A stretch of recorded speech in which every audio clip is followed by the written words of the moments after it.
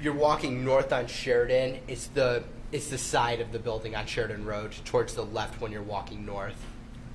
In the general area where you had tried to help remove graffiti earlier? Yes, in that photo to the right. Okay. And during the evening, was there any friction between your group and protesters / rioters? No. The only type of stuff that happened was the person that attacked me first threatened to kill me twice. Okay. And the person who threatened to kill you, we now know was Mr. Rosenbaum, correct? Yes. Before August 25th of 2020, had you ever seen him before? I did not. Had you ever done anything to upset him? No. Now, you said he threatened to kill you twice. Yes. Describe the first time. The first time was me and Ryan Balch were a little bit north, towards the north corner of 59th and Sheridan, and Mr. Rosenbaum was walking with a steel chain, and he had a blue mask around his face, and he was just mad about something. Me and Mr. Balch were asking people if they needed medical help, and then he screamed, sorry for my language, he screamed, "If I catch any of you fuckers alone, I'm going to fucking kill you."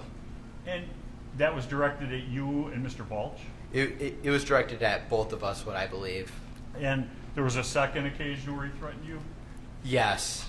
The second time was outside of the car source.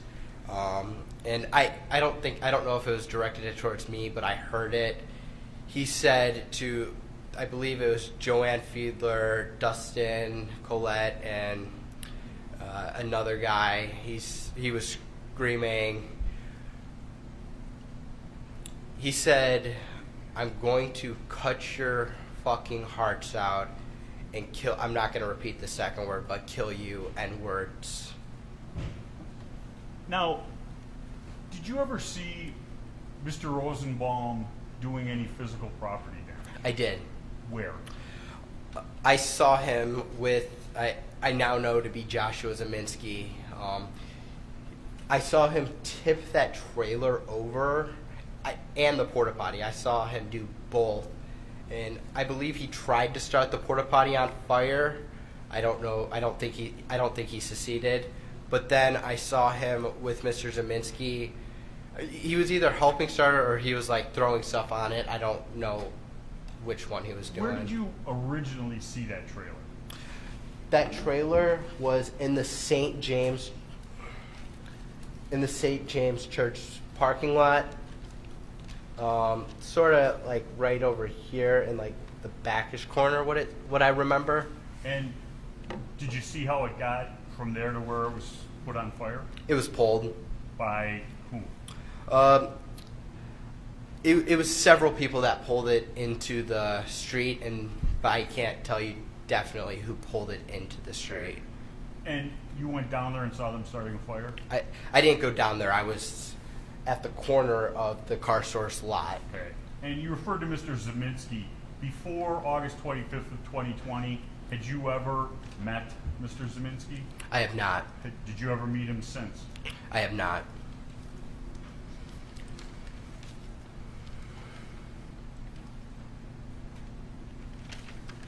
Now, when you first saw Mr. Rosenbaum, was his top half of his body clothed or unclothed? He was clothed with a blue mask the first time I saw him. Yeah, blue mask. And what color was his shirt, if you remember? A dark red-ish color. Now, did you provide medical help to anyone? I did. Describe a couple of those occasions. The first time I provided medical help to someone was this lady. I think she sprained her ankle or twisted it. I don't know exactly. I'm not an expert on x-rays, or I wouldn't know. She hurt her ankle and she was being carried by two gentlemen, and I said, hey, before that I was just pepper sprayed, but I was like, hey, do you need help? And she said yes, and I said, okay, let's go into the car source where I was helping people, and I wrapped her ankle, and then she went on her way, and I let her know there was a hospital if you go, I want to say southbound Sheridan, across the street from car source 3. I let her know that the hospital was over there, and she should go get it looked at. Okay. Anybody else? Yes. What? Somebody threw a chemical bomb, actually right after I heard I'm going to cut your hearts out from Mr. Rosenbaum. I don't know who threw it, but somebody threw a chemical bomb, and Ryan Balch had some effects of it, so I helped Mr. Balch with being able to breathe, and I helped flush his eyes out and had him drink some water. Okay. You, in the answer to the question just before, you said something about being pepper sprayed? I did. And where did that happen? That happened at the car source, I believe it's the first time a big crowd of people were over there. I was pepper sprayed by somebody that was in the crowd. I don't know why, but I was pepper sprayed. Did you do anything in retaliation? I did not. Now, directing your attention to later in the evening, did there come an occasion where you had contact with Mr. McGinnis? There was. And before this evening, August 25th, 2020, had you ever met or spoke to Mr. McGinnis? I have not. And you and Mr. McGinnis and Mr. Balch go someplace? Yes. And describe that. I get done with my interview with Mr. McGinnis, and I ask Mr. McGinnis, no, I don't ask him. I said, if you want to come with us, that's fine, to document and film me and Ryan helping people. And he said, yeah, sure, and he followed behind us. And in that tape for Mr. McGinnis, there's talk about you being an EMT, correct? Yes. Are you an EMT? I am not. You have first aid and other training? I do. And you go to south on Sheridan Road? Correct. You cross 60th and Sheridan Road? I believe we stay just to the right going south on Sheridan Road. And eventually you cross Sheridan Road? Eventually. And were the Bearcats there yet? No.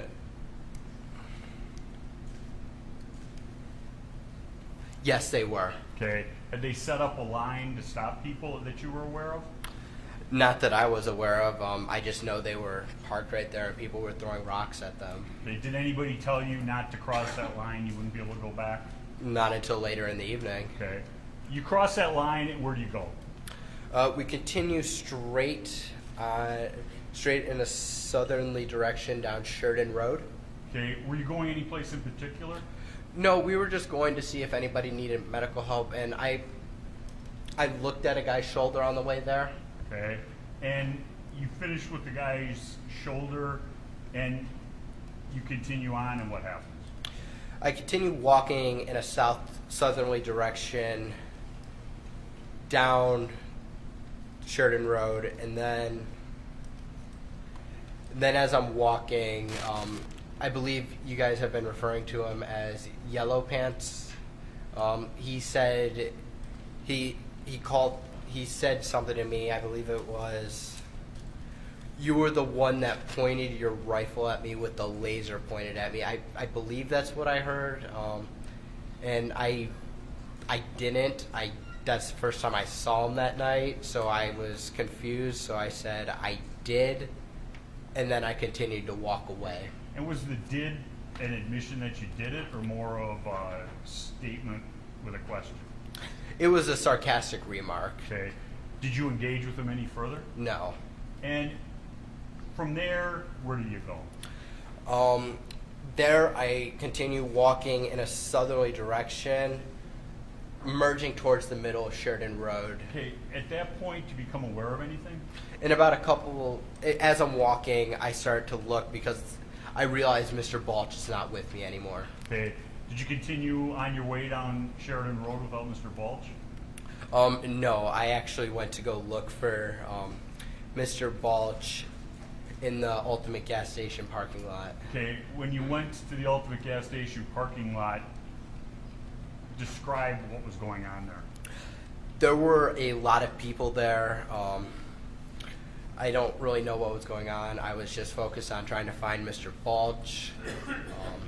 As I was looking for him, couldn't find him. I said, okay, no problem. I'll just go back to the car source number 2. Okay, and describe what happened as you did that. As I did that, I received a phone call from Dominic Black. Okay, let me back up. Were you able to get back to car source number 2? No, I did not. Describe that. As I was trying to get back, the police stopped me. Well, didn't stop me. They told me, I believe they said something along the lines of to not go down there. And I was telling them, hey, I need to go down there. That's where I'm at, that business. I don't remember exactly how that conversation went, but they wouldn't let me go back to car source lot number 2. So you weren't able to get back to car source 2? I was not. Did you disobey the police's order? No. And you're alone, you're stuck on the other side of the police line from the car source 2. Where do you go?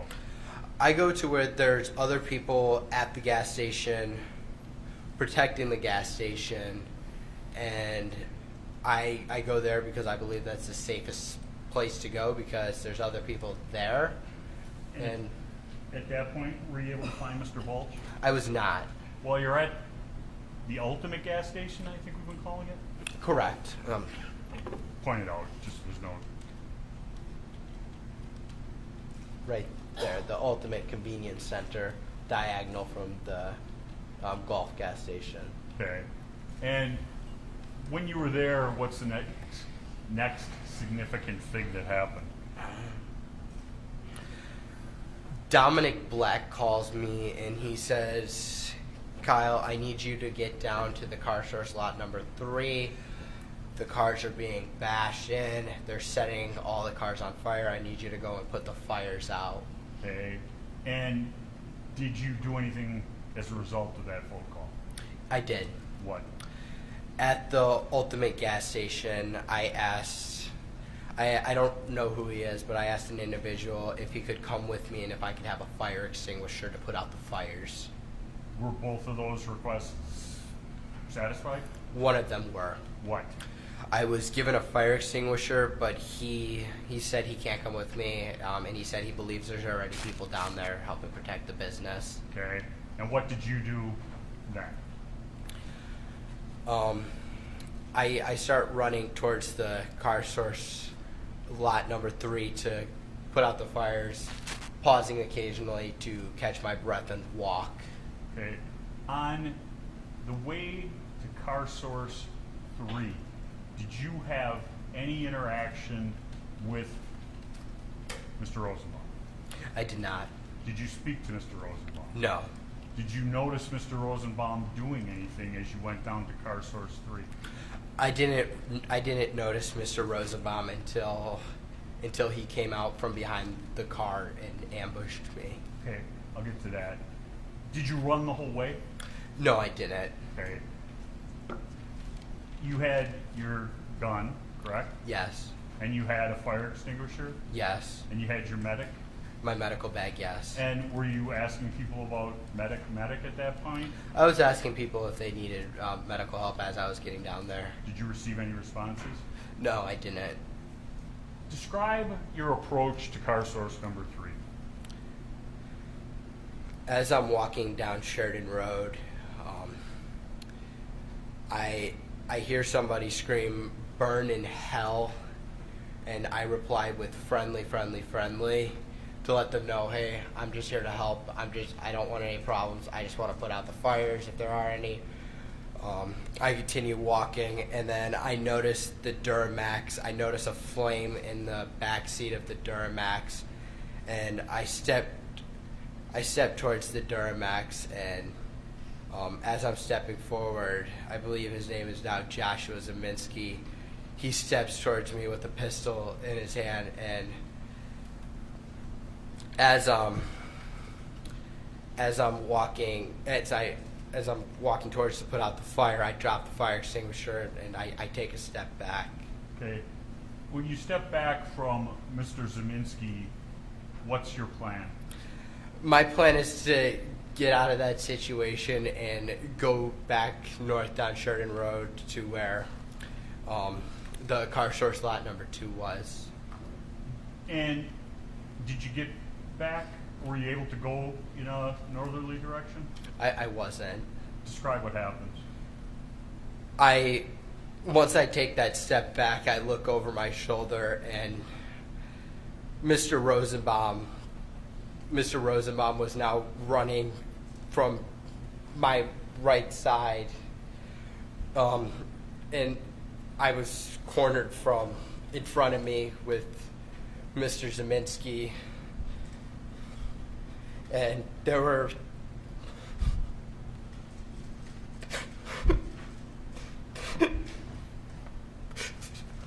there were 3 people right there. Take a deep breath, Kyle.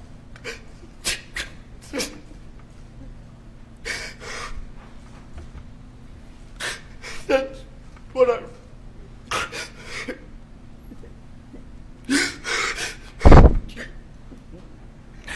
That's what I run. We're going to just take time for our break anyway. You can just relax for a minute, sir.